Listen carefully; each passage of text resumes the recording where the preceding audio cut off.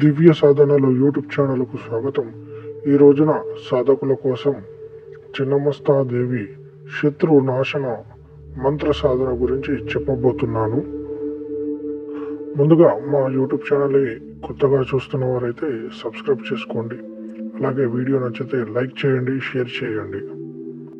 ఈ యొక్క సాధన చాలా శక్తివంతమైన సాధన. ఈ యొక్క మంత్ర సాధన ద్వారా సాధకుని యొక్క శత్రువులు అందరూ కూడా నాశనం అవ్వడం జరుగుతుంది. ఈ యొక్క మంత్ర సాధన ద్వారా సాధకుడికి ఏదైనా చేతబడి చేసి ఉన్నట్లయితే ఆ యొక్క చేతబడి కూడా వెళ్ళిపోవడం జరుగుతుంది. ఈ యొక్క వీడియోని పూర్తిగా చూడండి, అప్పుడే ఈ యొక్క సాధన గురించి పూర్తి విషయాలు మీకు అర్థమవుతుంది. ఈ యొక్క దివ్యమైన మంత్రంను ఈ యొక్క వీడియోలో కూడా పెట్టడం జరిగింది. ఇప్పుడు ఈ యొక్క సాధన ఏ విధంగా ప్రారంభించాలో చెప్పబోతున్నాను. ఈ యొక్క సాధన అమావాస్య రోజున కానీ లేదా శనివారం రోజున కానీ సాధన ప్రారంభించవలసిందిగా ఉంటుంది. ఈ యొక్క దివ్యమైన సాధన 11 రోజుల అనుష్ఠానం ఉంటుంది. ఈ యొక్క సాధన రాత్రి 10 గంటల తర్వాత ప్రారంభించవలసిందిగా ఉంటుంది. సాధకుడు ఎర్రటి వస్త్రాలను ధారణ చేయవలసిందిగా ఉంటుంది. సాధకుడు దక్షిణ దిశగా కూర్చొని పీఠంపై ఎర్రటి వస్త్రాలను పరిచి దానిపై అక్షంతలు పోసి చిన్నమస్తాదేవి యొక్క ఫోటోను స్థాపించవలసిందిగా ఉంటుంది. అమ్మవారికి ఆవాల నూనెతో దీపం వెలిగించవలసిందిగా ఉంటుంది.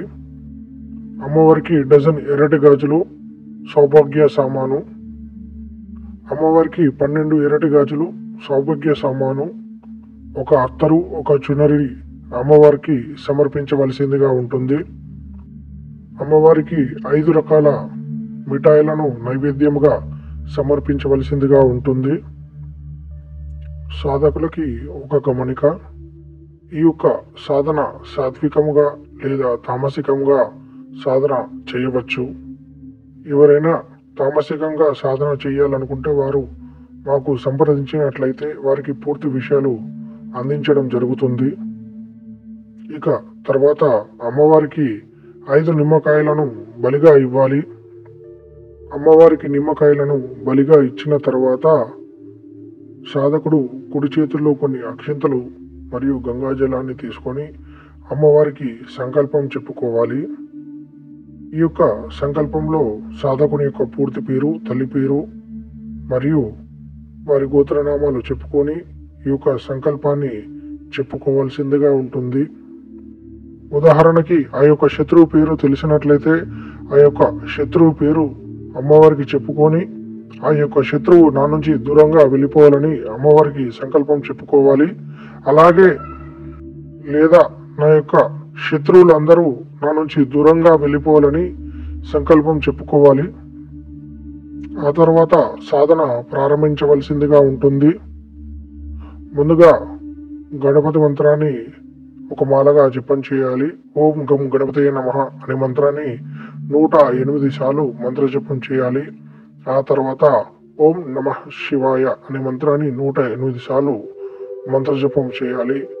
ఒకవేళ మీకు గురువు ఉన్నట్లయితే గురు మంత్రాన్ని మీరు ఒక మాల చేయండి. ఒకవేళ గురువు లేనట్లయితే ఓం గురుభ్యోం నమః అనే మంత్రాన్ని ఒక మాలగా చేయండి. ఇప్పుడు మూల మంత్రము చెప్పబోతున్నాను. మంత్రము ఈ ప్రకారంగా ఉంది. ఓం శ్రీం హ్రీం క్లీం ఐం వజ్ర వైరోచినియే మమ శత్రున్ హూం హూం ఫట్ స్వాహ. మంత్రం మరలా చెప్తున్నాను. ఓం శ్రీం హ్రీం క్లీం ఐం వజ్ర వైరోచినియే మమ శత్రున్ హూం హూం ఫట్ స్వాహ. ఈ యొక్క దివ్యమైన మంత్రమును ప్రతిరోజు 2100 సార్లు మంత్రజపం చేయవలసిందిగా ఉంటుంది. ఇలా 11 రోజులు సాధన చేయవలసిందిగా ఉంటుంది. ఈ యొక్క సాధన చేస్తున్నప్పుడు సాధకుడికి కొన్ని విచిత్ర అనుభవాలు జరుగుతాయి. సాధకుడు భయపడవలసిన అవసరం లేదు. కానీ సాధన కొద్దిగా ఉగ్రంగా కూడా ఉంటుంది. ఈ విషయాన్ని సాధకులు గుర్తుంచుకోవాలి. ఆఖరి రోజున హోమం చేయవలసిందిగా ఉంటుంది. మీరు మంత్రజపము ఎన్నిసార్లు చేసినట్లయితే అందులో దశమ భాగము హోమం చేయవలసిందిగా ఉంటుంది. అలాగే హోమం అనంతరము మీ శత్రువుల పేరు అందరి మీద ఒక గుమ్మడికాయను అమ్మవారికి బలిగా ఇవ్వవలసిందిగా ఉంటుంది. ఈ విధంగా చిన్నమస్త అమ్మవారి సాధన చేసినట్లయితే సాధకుని యొక్క శత్రువులు అందరూ నశించిపోవడము జరుగుతుంది. ఎవరికైతే ప్రాణప్రతిష్ఠ కలిగిన ఎర్ర హకిక్ మాల కావాలి అనుకునే వారు మాకు సంప్రదించండి. మీకు కనుక ఈ యొక్క వీడియో నచ్చినట్లయితే లైక్ చేయండి, షేర్ చేయండి, సబ్స్క్రైబ్ చేసుకోండి. సర్వే జన సుఖినో భవంతు.